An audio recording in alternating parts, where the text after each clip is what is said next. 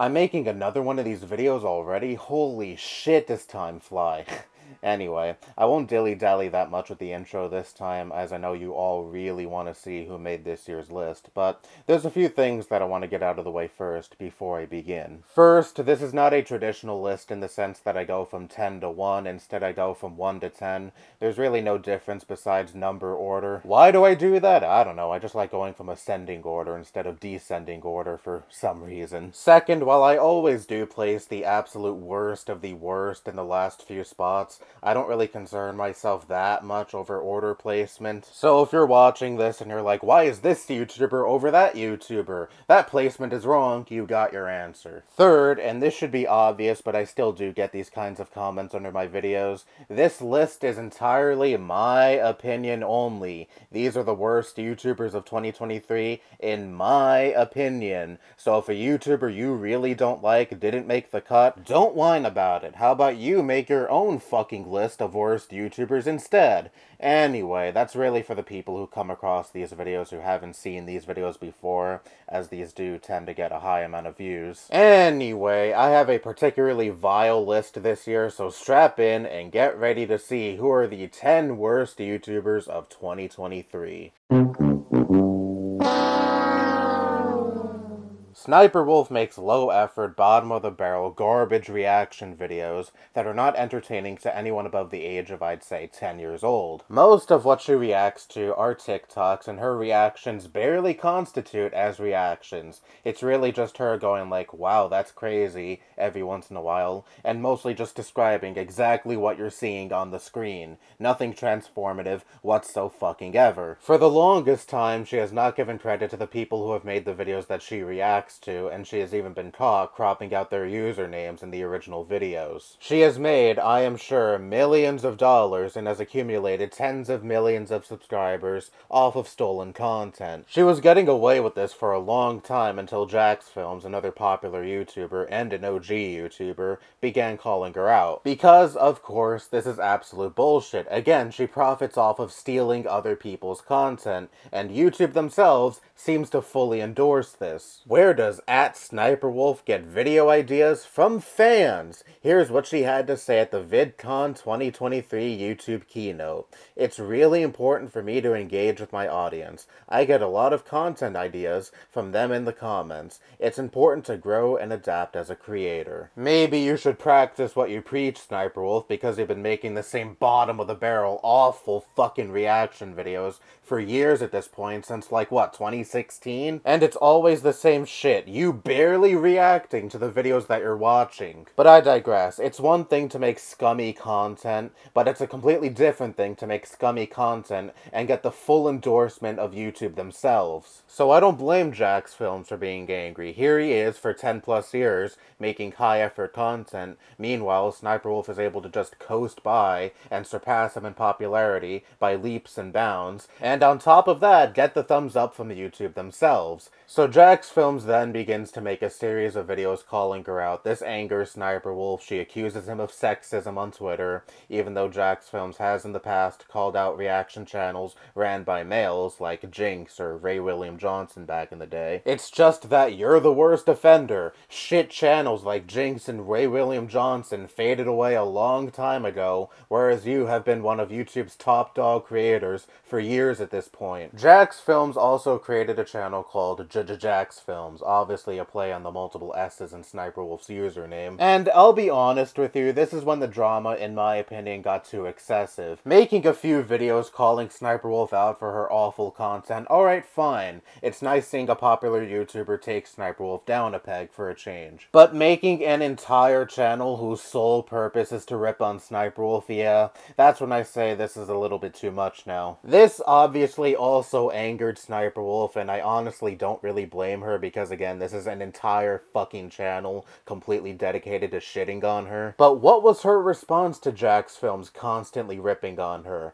going to his house unprompted at night, taking pictures and videos in front of it, posting said pictures of his house onto her Instagram story with the caption saying something along the lines of, "Come outside, Jax Films, I just want to talk." Jax Films creating an entire YouTube channel may have been a little excessive, but going to his fucking house and posting pictures of his house onto your social media that has over 5 million followers is completely overstepping your boundaries. Now, I've seen some Neanderthals say, "Oh, what is there to be afraid of? What, you don't want a hot woman showing up at your doorstep?" I don't give a fuck who it is. It could be a supermodel for all I care. But if someone who you know already doesn't like you shows up at your house unprompted, what else do you perceive from that aside from this is a clear-cut threat? For all Jack knew, he or his wife could have stepped out of that house while Sniper Wolf was there and could have gotten shot or some shit. Because if she was able to find his address, which wasn't public information, and then have no issue with driving up to his house and taking pictures in front of it, what else is she capable of? Anyway, as you can imagine, she faced a tsunami of backlash following this. I honestly don't know what the fuck else she was expecting in response to this. And for about a week or so after this, she displayed no shame at all. She posted shit like this onto her Instagram story. "We show up at your house. What you doing?" Obviously, making light of the fact that she showed up at Jax Films' house. And I'm sure also making the insinuation, what, is Jax Films so scared of an attractive woman? If you genuinely wanted to talk to him, I'm sure Jax Films would be more than happy to talk to you. And if he ducked you, then that's ammo against him. You can say, "Well, I tried to reach out to him, I tried to have an adult conversation with him, but he would rather fling shit from the cheap seats rather than have a real face-to-face conversation with me." But instead, you look like the irrational one because what sound-minded adult shows up to someone's house unprompted in response to some criticism online? You would have looked infinitely better if you actually had a conversation with him. Hell, I'm sure he would have been more than happy to even talk to you face-to-face, and it didn't even have to be a public spectacle. Maybe you two could have gone to like a food court at a mall or something, and talk out your differences in a rational manner. Apply the critiques that you agree with in your future content, and talk to him about any critiques that you may disagree with, but I guess acting like a normal adult is too hard for Sniper Wolf. But then I guess her and YouTube struck some sort of agreement, because at almost the same exact time, a statement from Sniper Wolf and a statement from YouTube was issued out on Twitter. Let me start by saying I'm sorry for my recent actions. It is inexcusable. I'm sorry to Jax Film, YouTube, the entire YouTube community, and my incredible fans for not being a better example for appropriate conflict resolution. Jax Film, while we certainly don't see eye to eye and have our differences, I am sorry for reacting the way I did when I should have taken the responsibility to show young creators how adults and professionals resolve conflict by communicating directly, respectfully, and privately, not for views or content, but a meaningful example of how conflict can be solved. I will reach out directly and hope we can find some time to connect and communicate respectfully. I'd also like to thank YouTube for holding me accountable. I deserve it and respect the decision and appreciate the opportunity to learn and grow from a true lapse in judgment. I like that she literally used the lapse in judgment line from Logan Paul's shitty apology after he filmed a dead body in a Japanese forest and uploaded it onto YouTube. Very fitting because this is also a shitty apology. You couldn't even be fucked to spell Jax Film's name right. It's Jax Films, plural, not Jax Film. It's so obvious she wrote this because she wants to remain in the good graces of YouTube and not because she's genuinely sorry. If she genuinely regretted what she did, she wouldn't have tried to make light of the situation immediately after it happened. And she would have also made a video taking accountability for what she did because her channel is by far her largest platform. A lot of her fans don't follow her on Twitter because most of her fan base is like 10 years old or under. They don't have Twitter accounts. So she just wanted to sweep this under the rug as best as she could and move on from this as quickly as possible. Anyway, here's YouTube's statement. Confirming Sniper Wolf has received a temporary monetization suspension per creator responsibility policies. Off-platform actions that put others' personal safety at risk, harm our community, and the behavior on both sides isn't what we want on YouTube. Hoping everyone helps move this convo to a better place. Pathetic. fucking pathetic. All she gets is a slap on the wrist for going to another creator's house, unprompted, taking pictures of his house, posting said pictures onto her Instagram story, on her Instagram profile that has over 5 million followers, putting his safety at risk, and all she gets is a temporary demonetization. This was a perfect opportunity to show that even your top dog creators have to play by the rules, but nope, we can't punish one of our biggest money makers. Jesus fucking Christ. I already knew before that YouTube isn't a fair platform, but now it's more crystal clear than ever that YouTube isn't a fair platform. Trust me, if the roles were reversed and Jax Films was the one that pulled up to Sniper Wolf's house, his channel would be nuked off the face of the earth. But anyways, fuck you, YouTube. Way to show that you clearly do not prioritize the safety of your creators. Let's finally move on.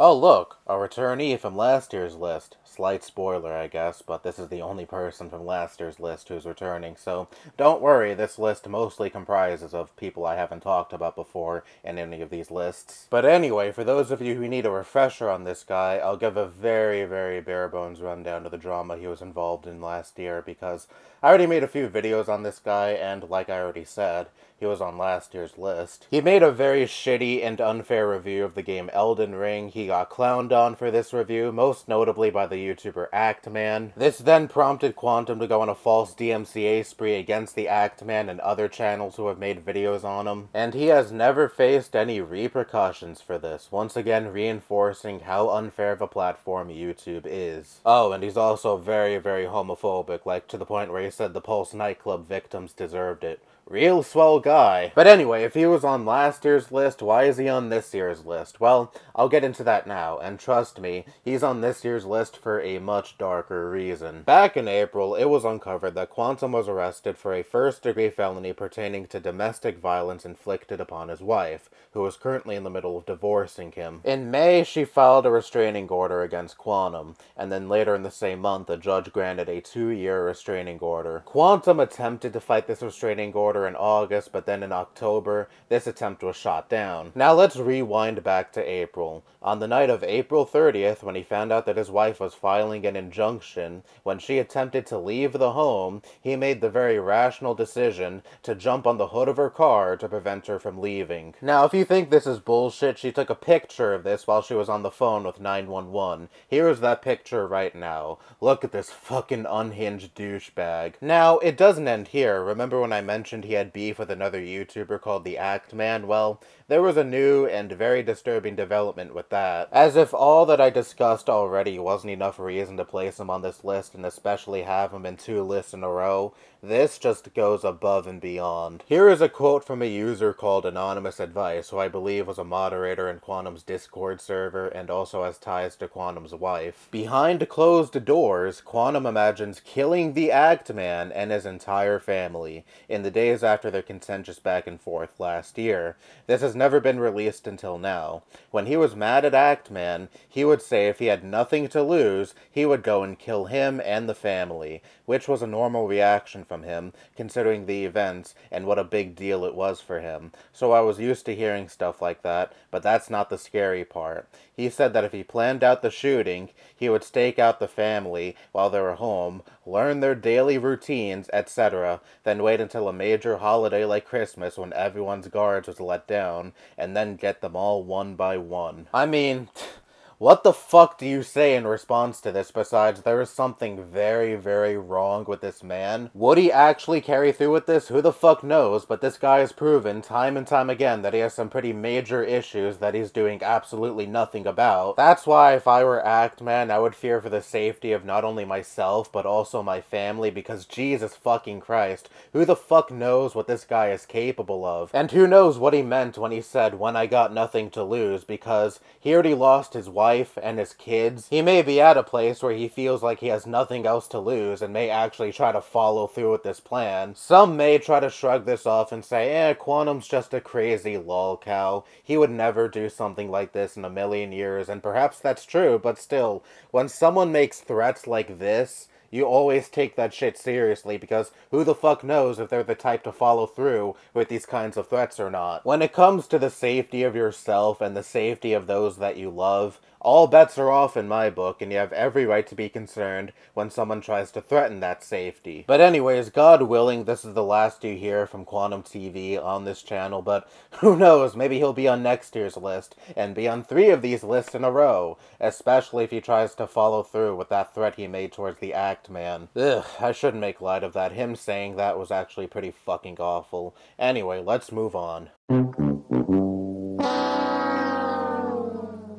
I want to preface this section with the controversy surrounding this YouTuber is still ongoing as I'm recording this section, so there could very well be some more bombshells that drop after I finish recording this section, or even after this video is uploaded. But anyway, the completionist. Who is he? He is a gaming YouTuber, and that's really the extent of my knowledge when it comes to his content. I've known of him for a while now, but I never really watched his videos. I watched one video he made about video game preservation a few months ago, back in either July or August, I believe, and it was really good. Unfortunately, despite the happy persona he may put on for the camera, the man behind the content is anything but really good. The completionist is the head of a charity called the Open Hand Foundation, which is also run by his family. This is from the Open Hand Foundation's website. The Open Hand Foundation was founded to honor the memory of Karen Khalil, with a mission to provide much-needed funding and resources towards research to find a cure for frontotemporal dementia.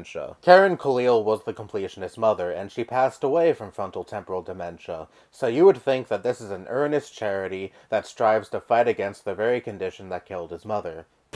Nope. In an investigation conducted by 2 YouTubers, Carl Jobst and Mudahar from Some Ordinary Gamers, it was uncovered that the Open Hand Foundation was withholding over $600,000 in donations. Carl Jobst explains in one of his videos about this situation that the Open Hand Foundation hosts a charitable golf tournament in which all proceeds supposedly goes towards dementia research. From Dexerto, the golf tournament has been running since 2003 and has garnered major sponsorships from companies like Coca-Cola, Pepsi, and Monster Energy. Also from Dexerto, his video, meaning Carl Jobst, included a graphic showing sponsorship packages ranging from $750 to $10,000. Between the years 2014 to 2017, the golf tournament has been able to raise between $30,000 to $60,000 annually. However, after they raise this money, no one even fucking knows where this money ends up going. There is no proof whatsoever that this money ends up going towards dementia research. In 2018 onwards, the Completionist began hosting Indieland, an annual charity event in which the Completionist streams games, and all donations to the stream supposedly goes towards dementia research. Much like the golf tournament, all the proceeds that Indieland managed to raise just went poof! You don't know where the fuck that money went. Here is a quote from Carl Jobs' video. All the filings from 2019 onward show the same pattern. Almost all the revenue raised can be attributed to Indieland, and hardly anything seems to come from the Golf Cup, despite photos clearly showing it has multiple massive sponsors paying up to $10,000 each. Certainly tens of thousands of dollars, at least in donations, every single year are going missing. The question is how and where. The Golf Cup was taking in donations without contributing any of the money it raised long before Indieland even started. When Indieland came along, it did the exact same thing. This doesn't happen by accident. So things are looking very bad for both the Completionist and this charity, and as someone who lost a great aunt to Alzheimer's last year, on Christmas Day of all days, the subject of cognitive decline hits very close to home for me. That's why I say with every fiber of my being to the Completionist, go fuck yourself. You have a YouTube channel with over 1 million subscribers, you have hundreds of thousands of people tuning into each video you upload. Imagine all the victims of this horrible condition you could have helped with the money you raised. And what baffles me is you had a mother with dementia that passed away, and you still don't give a fuck, and will happily scam people who think they're donating to a noble cause out of their money. You would already be a piece of shit without that fact, but just adding that in adds another layer of evil into this. I hope the IRS rains hell down upon you because you absolutely deserve it, you scamming sack of shit. It just goes to show that you never know who's behind the camera, because I've seen so many people who are flabbergasted over the idea that for years at this point, this guy has been scamming people, yet has this happy-go-lucky persona when the camera is turned on. I watched a Review Tech USA video on this subject recently, and he raised a good point. It seems like a lot of these YouTubers who get into these huge scandals are the people you least expect to end up in these huge scandals because they have this happy persona when the camera is turned on. And yet YouTubers who have no qualms with presenting themselves as assholes in front of the camera don't seem to get into controversies like this. That's not always the case, of course, but this is something that I've also noticed. It's because, on average, YouTubers who have no problems presenting themselves as assholes, while they may be contentious, they're also more authentic. Look at Boogie2988, for example. He was hailed as the Mr. Rogers of YouTube for fucking years, and now look where he is. People now know that he's a bitter asshole who can't handle his finances for shit, and the only time people pay attention to him now is to laugh at him. And now people know that the completionist is a lying, scamming piece of shit who has no problem weaponizing his mother's death to bait people into donating to a scam. What an utter lack of a conscience. Holy fucking shit. I'd love to see how you dig yourself out of this hole. Anyway, let's move on to the next YouTuber, shall we? For years, Steven Crowder has made vile, racist, homophobic, transphobic, etc. content. And for the longest time, he was one of the top dogs when it comes to the political sphere here on YouTube. Well, his empire finally crumbled earlier this year when it came out that him and his wife are getting a divorce. Around this time, ring camera footage from 2021 surfaced showcasing Crowder berating his then-pregnant wife for not doing her quote-unquote wifely duties. The catalyst to this being his wife simply asking him if she could use the car to go grocery shopping, and he tells her she can't because then, he can't go to the gym and he'd be stuck at home. Look, I would perfectly understand a couple sharing one car if they were in a tight financial situation, but Steven Crowder is fucking loaded. Again, like I said, he is one of the top political commentators here on YouTube. He has nearly 6 million subscribers. Several of his videos have millions and millions of views. Despite him being fucking insufferable, he is also successful. Therefore, I see absolutely no reason as to why there has to only be one car shared between two people. At that point, it has to be a control thing, right? Because this leaked video makes it more than evident that Steven Crowder does not view his wife as anything more than a baby-making machine that does chores around the house. In the video, he also gets pissed that she didn't give their dog medicine because she fears that the medicine would be harmful to their unborn child if it were to be absorbed through her skin. What the fuck is stopping Steven from doing that himself? Throughout the entire duration of this video, he is doing nothing but sitting on his back porch, smoking a cigar, right in front of his pregnant wife, so it goes to show how much he cares about the health and safety of his unborn child. He can't get off his ass and give the dog medication himself. And you can tell in this video that his wife is distraught because at one point she says, "I love you, but your abuse is sick." And in response, in a threatening tone, Steven Crowder says, "Fucking watch it. Fucking watch it." Or else what, Steven? Or else fucking what? You gonna beat your pregnant wife? Yeah, so much for being a conservative that's all about family values. The fun does not end there, though. Shortly after this video leaked, several people who used to work for Crowder came out with some very disgusting allegations. From Intelligencer, in March 2018, Crowder and his crew were driving in a van when a former producer he liked to call Not Gay Jared, what the fuck, anyway, fell asleep in the back row. Steven was in front, and he was joking about what to do, a witness said. He climbed over and dropped his junk on top of Jared's shoulder. The same ex-staffer recalled that Crowder exposed himself to Jared in 2017 while they were filming a parody version of Ghost, and on a flight in 2018, a different employee says that Crowder put his testicles on his childhood friend and assistant John Goodman. Another employee remembered that Crowder had showed his genitals to Dave Landau, a comedian and former co-host, who called Crowder a bully last week. This is because supposedly Crowder would constantly mute him while on air, which, I mean, I understand would be annoying, but Anyway, at first I took it as him trying to be friendly, or one of the guys, said an ex-staffer. Now I see it as a power play. Ex-staffers also claim that Crowder would also make them do his laundry even, and would make them do unreasonable requests to set them up for failure, as one person claims. Ex-employees have also said that he would constantly berate them and constantly threaten to fire them in Discord calls. Can I just file Crowder under the self-loathing conservative that is secretly in the closet category, because that is him to a goddamn T. Like, what the fuck is with him with wanting to have other guys see his balls so much? Not that there's anything inherently wrong with that in itself, but how about show your junk to people who actually want to see it? Not showing it to other co-workers unprompted who are just there to do their fucking jobs,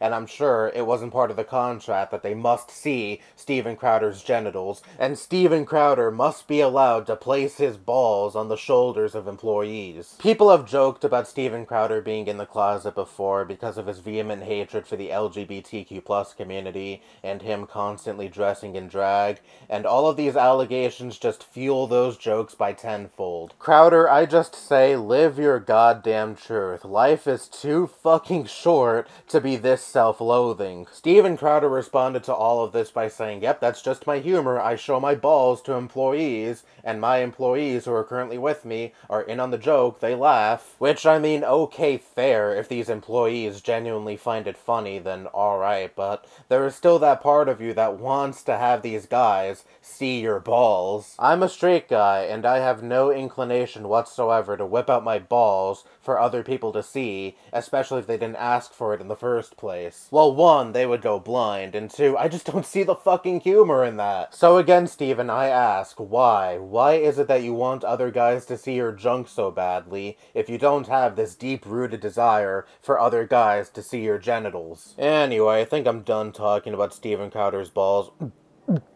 Oh god. I think I taste vomit. Let's move on. Colleen Ballinger is best known for playing Miranda Sings, a character that makes weird faces or whatever. I actually don't really know that much about the character. Honestly, for the longest time, whenever I heard the name Miranda Sings, I thought it was a channel ran by a woman named Miranda who did song covers or whatever the fuck. I knew of the channel for a long time, but I never actually watched it. Anyway, why is she on this list?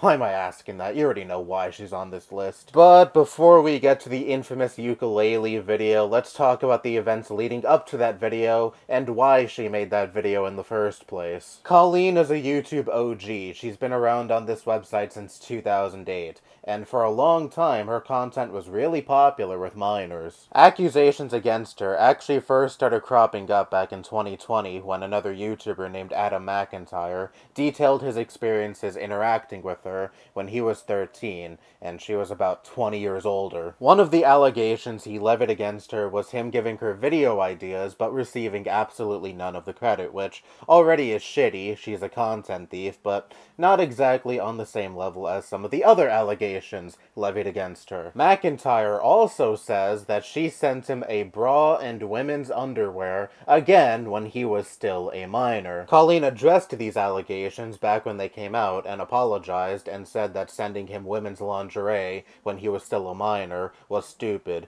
but even still, her fanbase dogpiled him, so these allegations fell on deaf ears for another 3 years. Fast forward to earlier this year, Adam McIntyre comes out with more screenshots of a DM group that he used to be in with Colleen Ballinger on Twitter titled The Weenies. In these DM convos, she would ask him really weird things like, are you a virgin, and what is your favorite sexual position? Again, he was a minor, 13 years old, and she was already a grown woman when these conversations were taking place. Her inappropriate behavior with minors wasn't just behind closed doors either. A recurring joke in a lot of her live shows was calling up her underage fans onto the stage and saying whether or not the clothes they were wearing constituted as porn. There's also a video from 2016 on her Miranda Sings channel that features JoJo Siwa back when she was 13 years old, where Colleen tells her, "You're not supposed to dress porn when you are dancing." Colleen herself isn't the only creepy person in this saga either.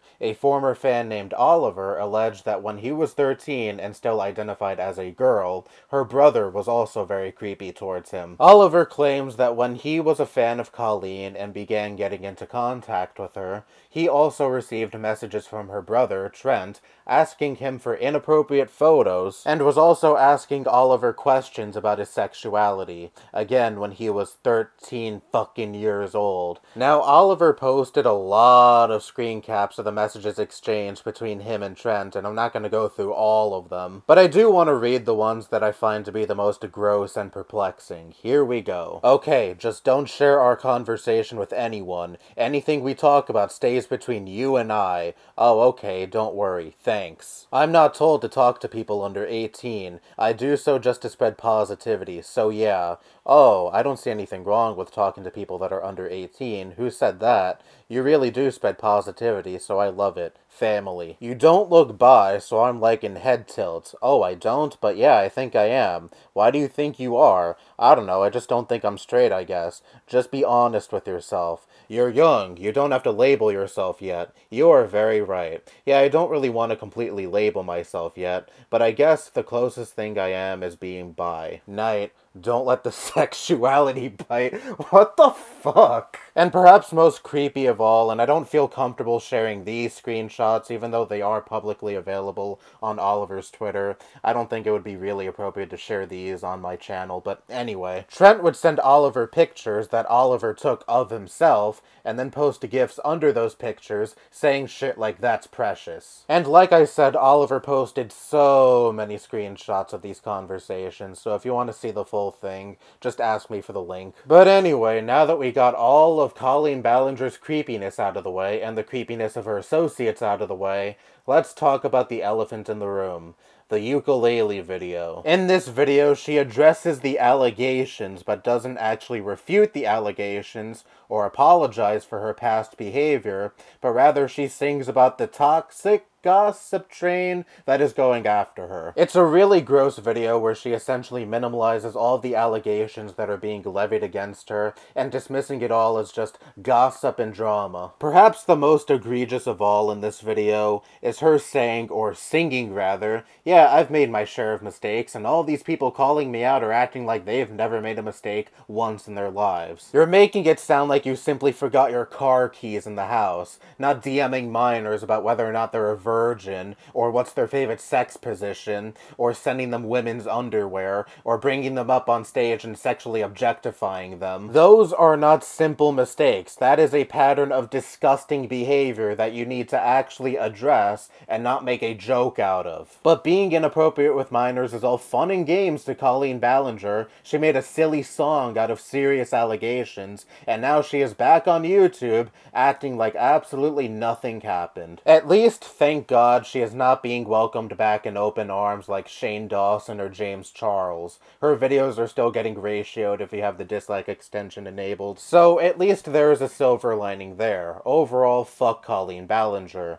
Now, if you excuse me, I gotta get that fucking ukulele song out of my head. Oh god, I completely forgot about it until making this segment, and now I just hear it over and over again in my head. Get it the fuck out! Ugh. All aboard the toxic gossip train.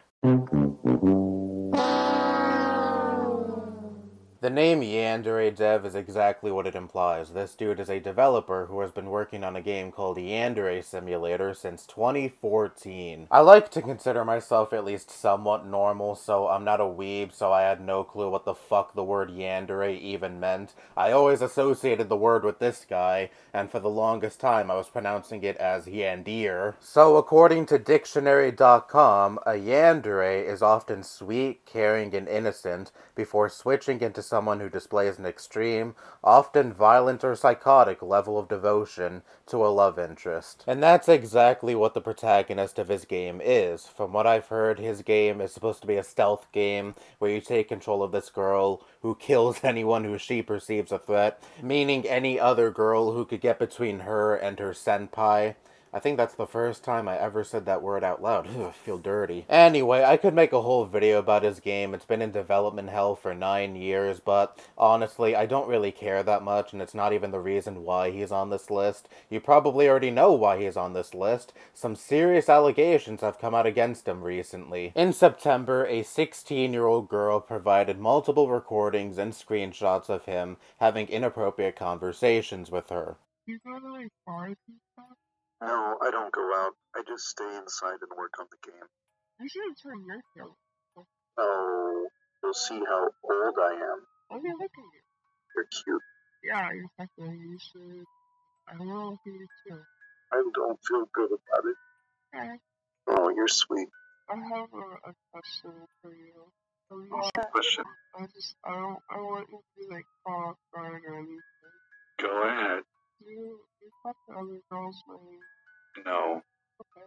Wouldn't it make me a bad guy if I did? It would make me, an upset person if you did. You'd be upset? And then it's just like, not like in a serious way, just like, you know, oh. Am I a bad guy for talking to you? Should I stop talking to you?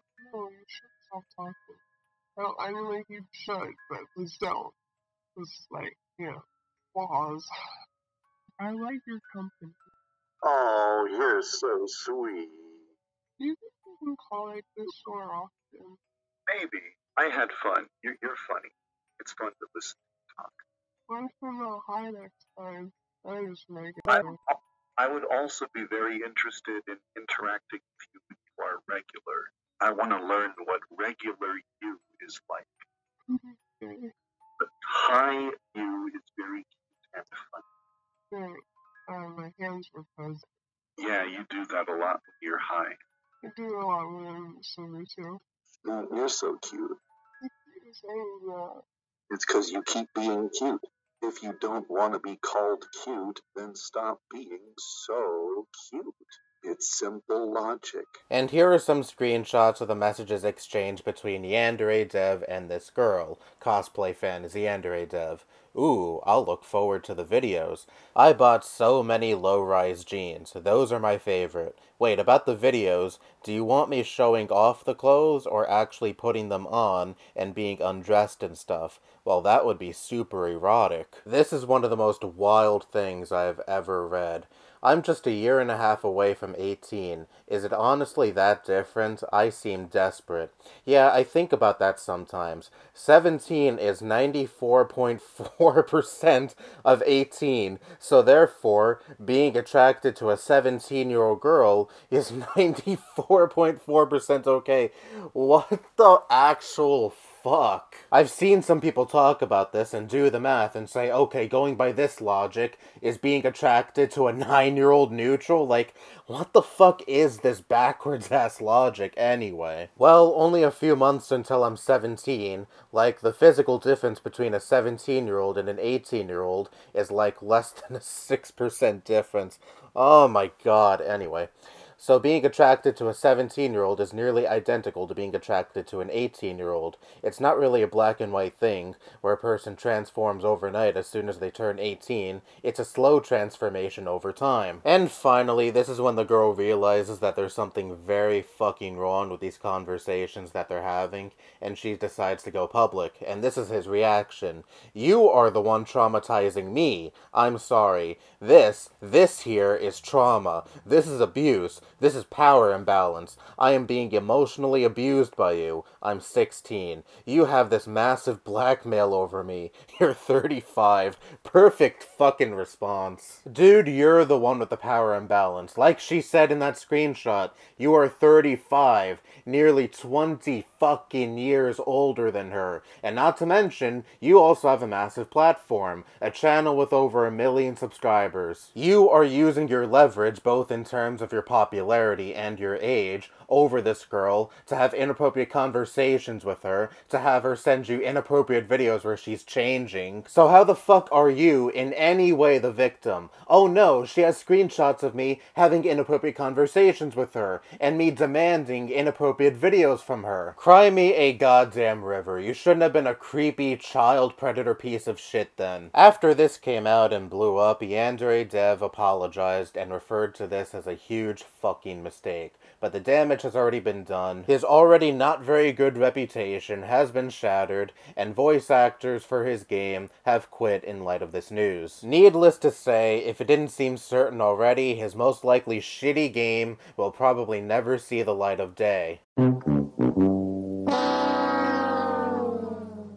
Okay, look, I'm gonna say it right now, the rabbit hole with this YouTuber goes deep.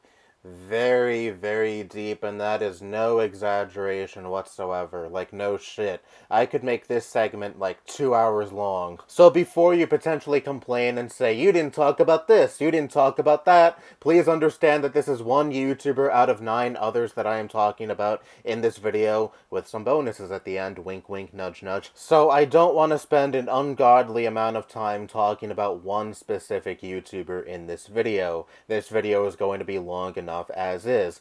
Anyway, who is Illuminati? She's a video essayist who for a long time was receiving a lot of praise from fellow left-wing content creators. I decided to check her stuff out myself back when she was popular, but I couldn't really get into her content because it just put me to sleep, much like most other video essayists. The debacle with her started when she accused another YouTuber called Legal Eagle of plagiarism when it came to his video editing style. Her examples being a torn page background when showing quotes on the screen, which is something that so many other video essayists and YouTubers in general have in their fucking videos, and sometimes highlighting text when it appears on the screen, which again is a common thing you see in so many other YouTubers' videos. Of course, everyone thought that these were erroneous accusations, and she got called out en masse, and then she eventually apologized. But the saga does not end there. Oh boy, this only snowballed into several other, much bigger controversies. While we're on the topic of plagiarism, just recently another video essayist, and one of the very few good ones on the platform,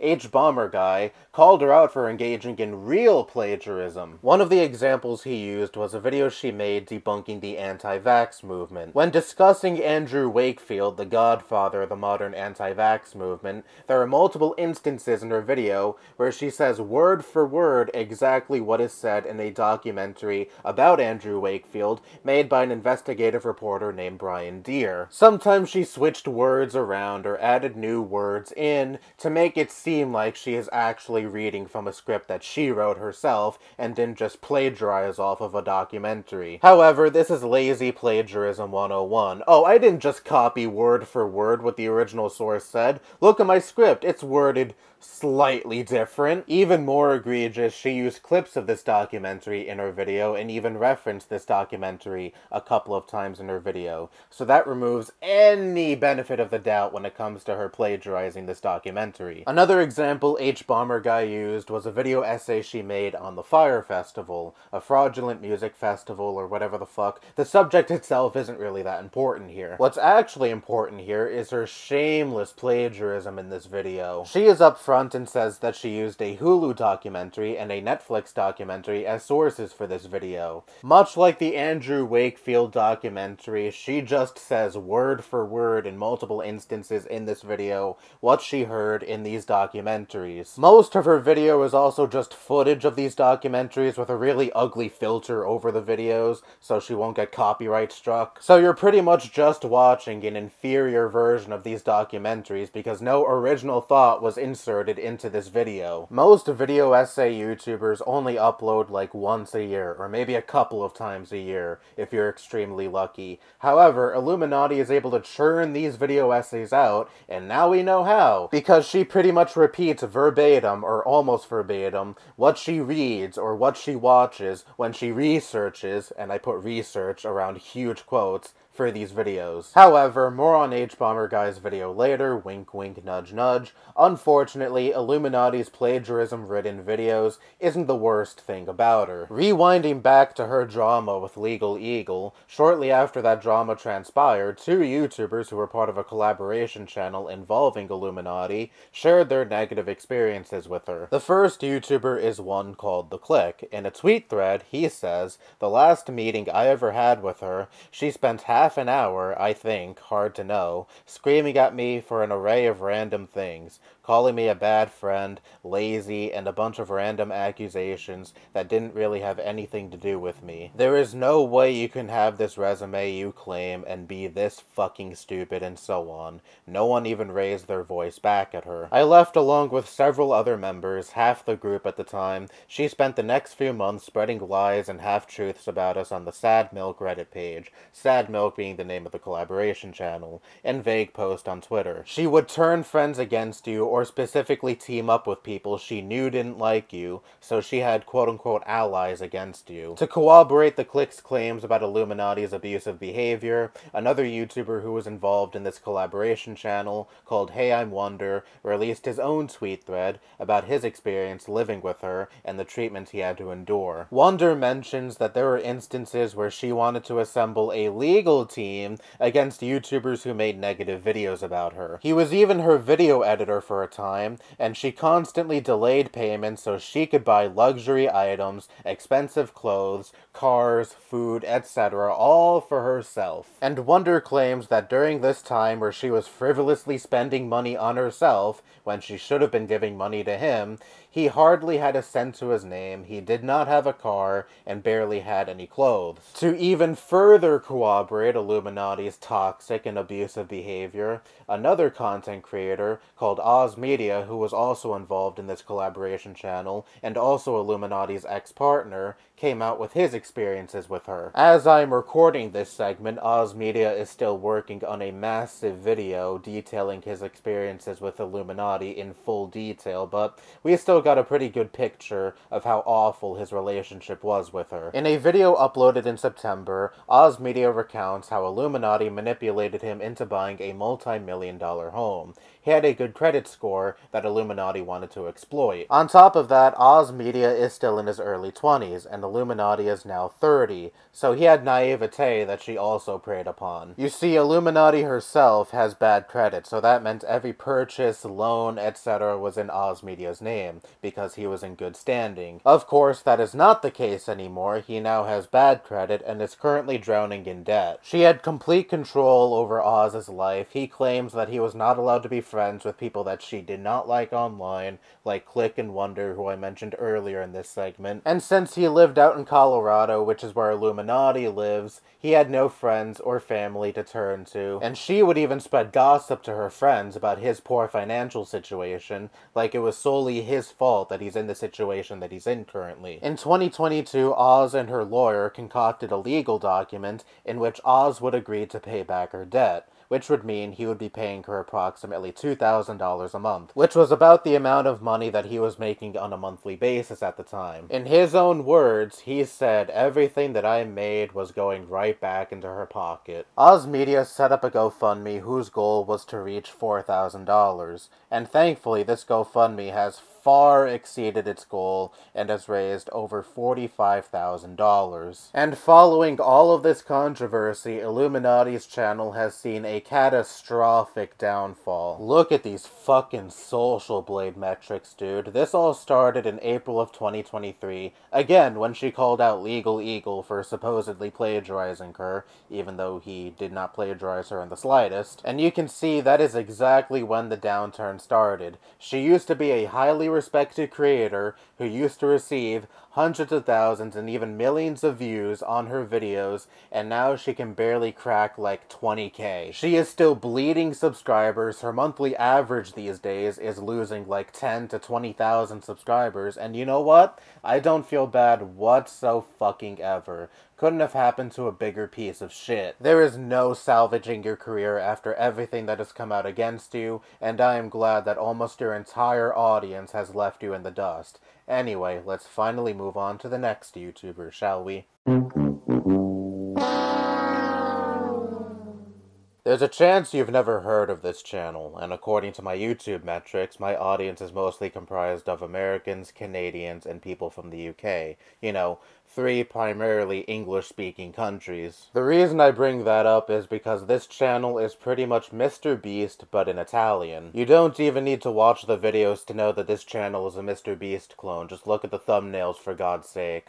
It's the same stupid, wide-open mouth thumbnails, or reaching your hand out to the camera thumbnails. The content itself features a guy and some of his friends doing the same kind of stunts that Mr. Beast and his friends do in his videos. But anyway, why is he on this this list, because being a Mr. Beast clone is bad enough already, but not exactly bad enough to make it onto these worst YouTuber lists in and of itself. Well, back in June, they were filming a video where they spend 50 hours straight in a Lamborghini SUV. Now, me personally, spending 50 hours straight in a car sounds like pure agony, especially if the car is moving throughout the entire duration, because I can't even handle being in a car for more than like 2 hours straight because I get car sick. But I don't think the human body can endure driving for 50 fucking hours straight. And this is what I hate about these kinds of challenges. They're not only a risk to the person doing the challenge, but can also be a risk to any bystander who may be around while doing said challenge. This is especially true when you read up on the kind of shit they were pulling while doing this challenge. From Euronews, witnesses quoted in the media said they had seen them in their neighborhood for 1 or 2 days, reaching speeds of 90 to 100 kilometers per hour, well in excess of the speed limit in the city. There were 5 of them in this Lamborghini, and apparently while driving the Lamborghini, they were also taunting other drivers on the road. At one point, one of them said, "Get out of my way with your smart car, which is worth 300 pounds second hand, in a supermarket, while mine is worth $1 billion.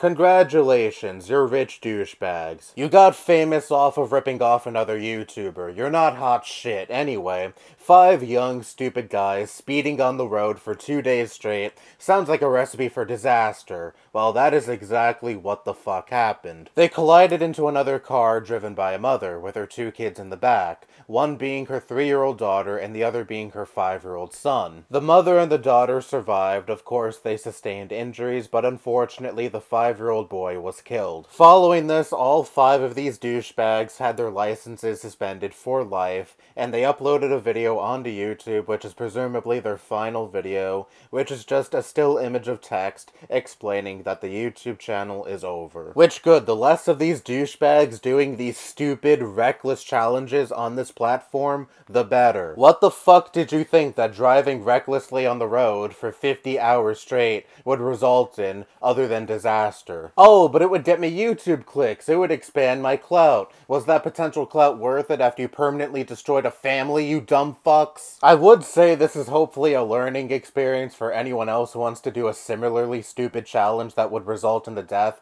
of not only themselves, but the people around them, but I know it's not. Going back to the classic example, remember La Mona Lisa, whose boyfriend wanted to hold a dictionary up to his chest, while his girlfriend, who was pregnant with his baby at the time, shot a .50 caliber Desert Eagle, and unsurprisingly, that Desert Eagle tore through that dictionary and killed him, leaving one child with hardly any memories of their father, and the other child born without a father, all because their father had a YouTube channel that he desperately wanted to grow. If no one learned from that, they're not going to learn from anything. If you want to risk removing yourself from the gene pool in the most stupid way possible, at the very least, don't risk the lives of those around you as well. But of course, these 5 douchebags are perfectly okay. Meanwhile, a 5-year-old lost his life, and a grieving mother is going to forever be left scarred, as a direct result of these douchebags' stupidity.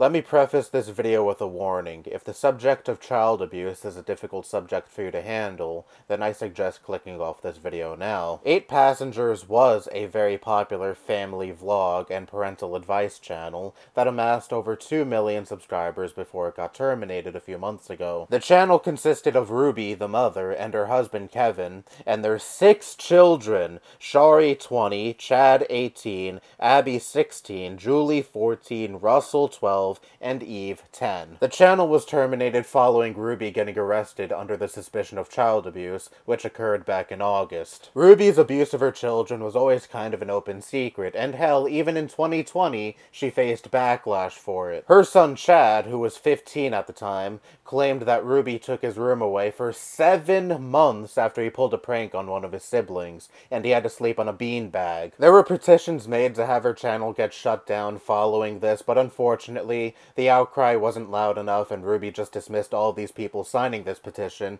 as people who just want to hate. Yes, Ruby, these people are haters. Haters of child-abusing scum, anyway.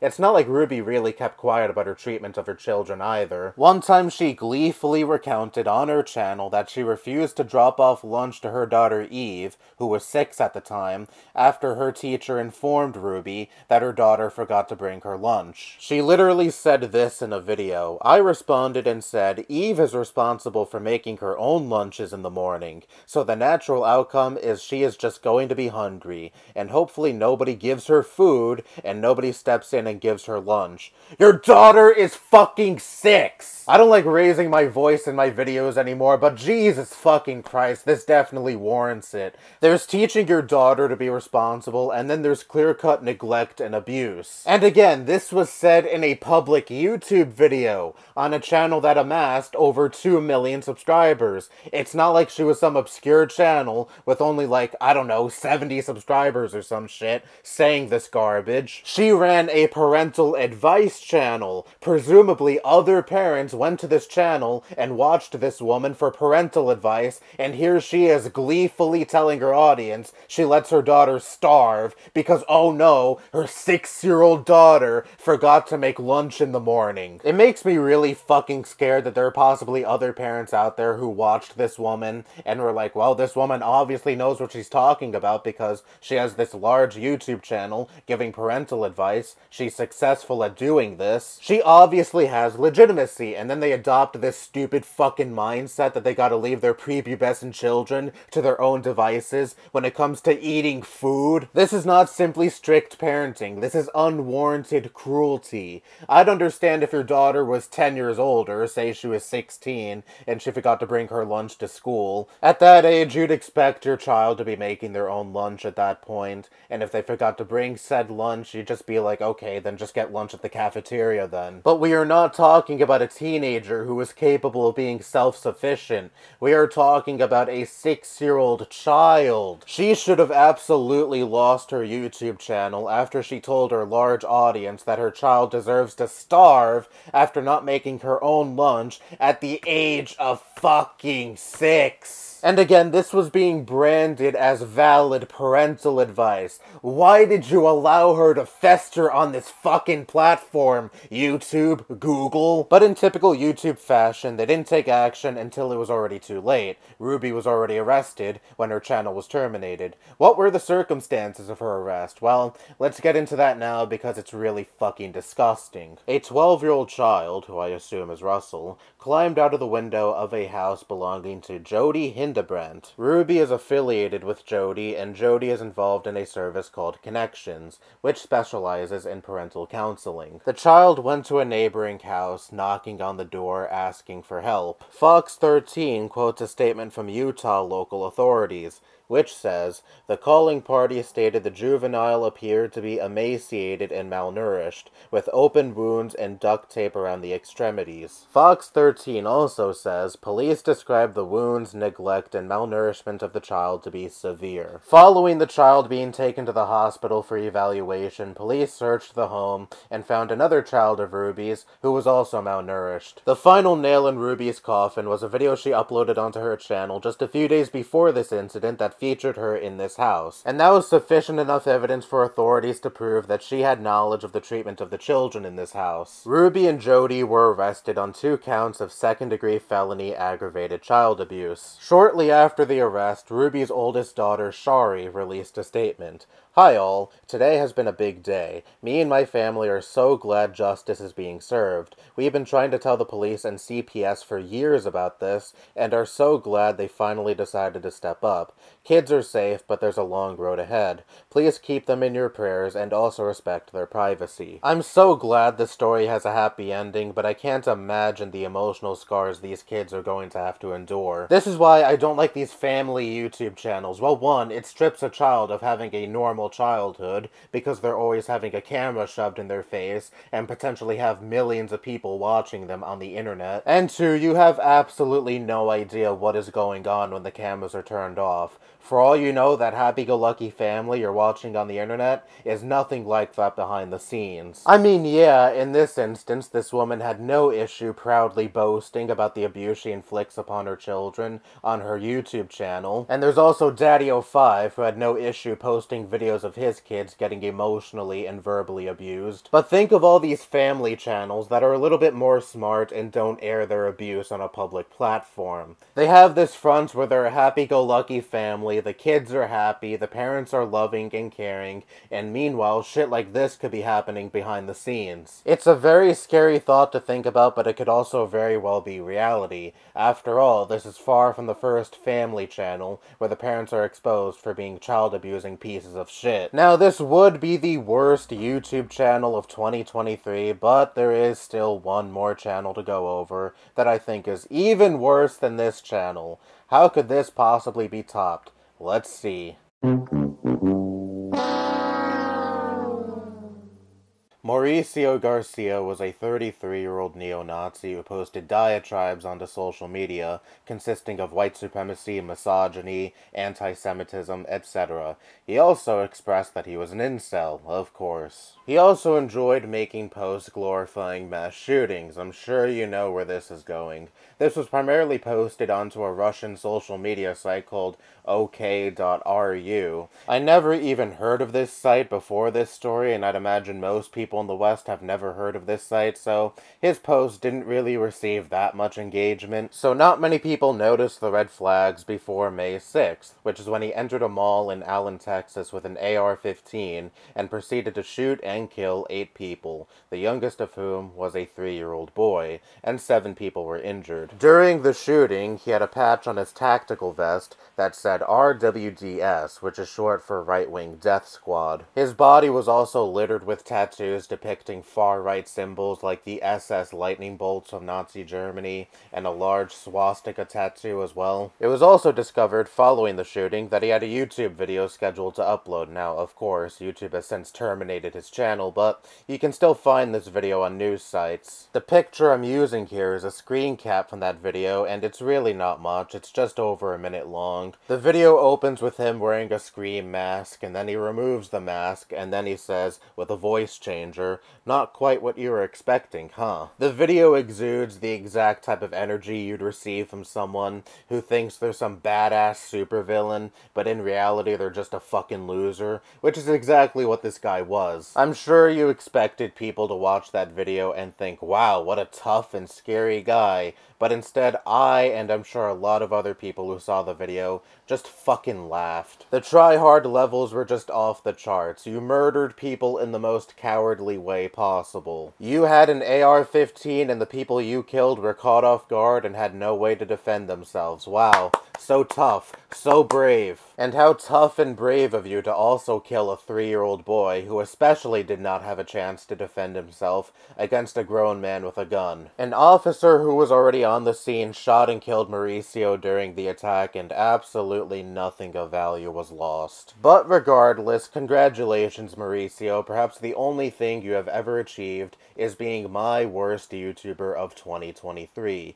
Don your shit-covered crown proudly. But of course, even though this video was already an hour fucking long somehow, Jesus, I talk too much, I still have a bonus YouTuber to talk about. And it is Darman. Now, I've only ever seen like 2 videos by this guy, and basically he makes content that gives the most basic-ass advice, like, be nice to people, don't judge a book by its cover. And it kind of astounds me how huge this guy's content is, because I can't imagine he has an audience outside of, like, middle schoolers who watch his videos against their will at, like, a school assembly or some shit. But I guess there really is an audience for his content, because otherwise he wouldn't be receiving the numbers he's pulling in. But anyway, why is he here? Because back in February there was a huge controversy surrounding him not properly compensating the actors that appear in his videos. A lot of actors came forward and said that they could not sustain a living while they were employed by Darman. An actor named Colin, a mainstay in Darman's videos, made a TikTok corroborating this and said that many of the actors did not even make enough to afford their rent. Basically, Darman does not view his actors as anything more than puppets that rake him in money, because look at the fucking numbers his videos pull in. So many of his videos have gone mega viral, and I am sure he has made a shit ton of money off of them. And Darman has never addressed this, even with actors protesting outside of his studio. He's never said a word about this. He's let this sweep under the rug, and unfortunately, most people have already forgotten about this. His audience opted to ignore this and just decided to watch Little Kid Refuses to Eat Their Vegetables. What happens next will shock you, because they don't care. And that's not a real Darman title, by the way, but it may as well be. Maybe I just gave him an idea. Anyway, this would be the end, but I still have one more extra to talk about. I think this is a first for this series of videos. I'm sure all of you in the premiere chat are so ready for this shit to be over, but I'm keeping you strapped in those fucking seats. You're not going anywhere. I could make this video 3 goddamn hours long if I wanted to. I certainly have enough YouTubers that I compiled this year to make this video that long, but I won't do that because I'm not crazy. Anyway, let's talk about the final extra, shall we? James Somerton. Now, you're probably like me and have never heard of this guy before, at least up until Bomber Guy's video on YouTubers who plagiarize. I told you I'd bring that video up here again, and if you haven't seen that video, please fucking watch it. It is excellent. Even if it is nearly 4 hours long, trust me, it is worth it. Anyway, James Somerton is, or was, a gay content creator who made video essays critiquing and analyzing media through an LGBTQ+ lens. Since I brought up that this guy was featured in a video exposing other YouTubers for engaging in plagiarism, it's pretty obvious why he's on this list, and trust me when I say this, this guy is perhaps the most egregious example when it comes to YouTubers plagiarizing others. Bomber Guy spent 2 hours in his 4-hour video essay going over all of the examples that he could find, at least, of James Somerton plagiarizing other people's work. James Somerton only had around 50-something videos on his channel, and Bomber Guy found that at least 20-something of his videos were ridden with plagiarism, so that makes about 50% or over 50% of his content, at least. James Somerton would literally read word for word other people's articles, or even Wikipedia articles at times, and pass it off as his own work, his own script for his video essay. Sometimes he would change words around, or add new words in, to make it seem like he was reading off an original script, but yes, a lot of the times, he would just literally read word for word other people's work. What's even more egregious is James Somerton branded himself as this advocate for not forgetting LGBTQ+ authors who may have been lost to time because when they were writing it may have been more taboo to be LGBTQ+. LGBT authors also have a history of not receiving proper credit and compensation, yet James Somerton had no fucking issue ripping off other LGBT writers and passing their work off as his own. Shameless, two-faced fucking con man. And speaking of con man, he also tried to open up his own movie studio. He had an Indiegogo campaign where his audience could donate money to help him fund this studio. What happened with this studio? Fucking nothing. The website remained unchanged for over a year. The website did feature posters for movies that he was supposedly working on, but if you reverse image search those posters, you would find that those were just stock images he found, probably off of Google. I wouldn't be surprised if he just duped his audience and pocketed their money. And it doesn't just end there. Shortly after Bomber Guy's video came out, music reviewer Todd in the Shadows released his own video laying out every discrepancy he was able to find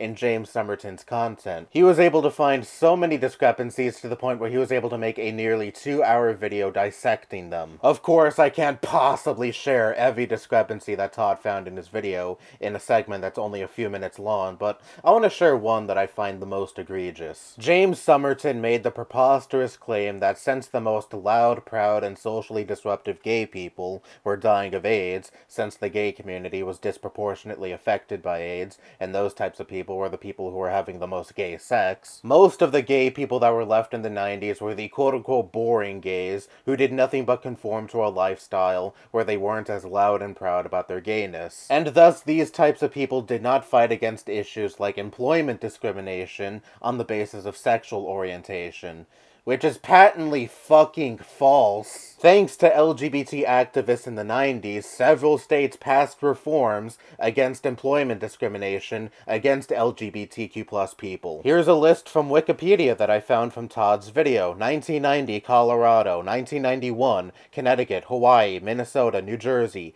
1992, California, Louisiana, Vermont, Oregon. 1995, Maryland, Rhode Island. 1996, Illinois. 1998, New Hampshire. 1999, Iowa, Nevada, Ohio, Delaware, Montana. So it's safe to say that this guy pulled this piece of information straight out of his fucking ass. So it seems like when this guy isn't engaging in plagiarism in his videos, he's just making up complete fabrications. And look, so long as you own up to it, it is fine to get information wrong sometimes. It happens, especially if you're a YouTuber that's been doing videos for an extended period of time. But with this guy, it is just fabrication after fabrication after fucking fabrication, and on top of that, shameless plagiarism. Everything about this guy's content was phony, and yet he was able to attain a loyal fan base. He was even called out for his plagiarism multiple times by authors before H-Bomber Guy's video, and what was James's response? Sicking his audience after these people, claiming they were harassing him, and even in some instances, sending him death threats. But James wasn't able to play victim anymore after H-Bomber Guy's and Todd in the Shadows' videos. And what was his response?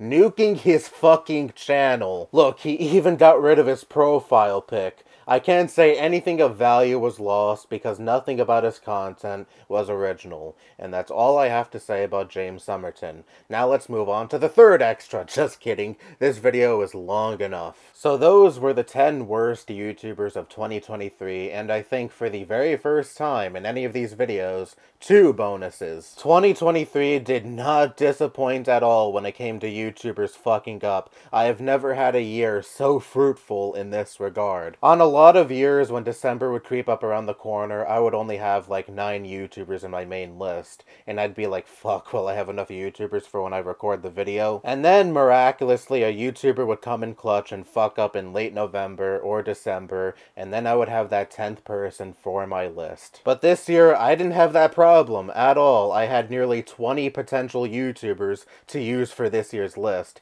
and I hope that 2024 is just as, if not even more, fruitful than this year in this regard. And speaking of 2024, it'll be a special year for this channel because May 31st, 2024 marks 10 years since I started uploading onto this channel. Holy fucking shit, I did not think I would be making videos for this long. Do I have anything special planned for the 10-year anniversary? No. That's probably a horrible thing to admit, but I genuinely don't. I'm just gonna keep doing what I'm doing so long as it remains fun, and it has been fun for the near 10 years I've been doing it at this point. And thank you all so much for watching my content, no matter how long you've been around. Maybe you've been around since the beginning, which I don't know how many people watching this video have been around since the very beginning, but if you have, holy shit. Thank you especially, but even if you just started watching my channel yesterday, thank you so much for watching my content. I truly appreciate each and every single one of you. Here's to a great 2024 and beyond for this channel. That's all I have to say. Bye-bye.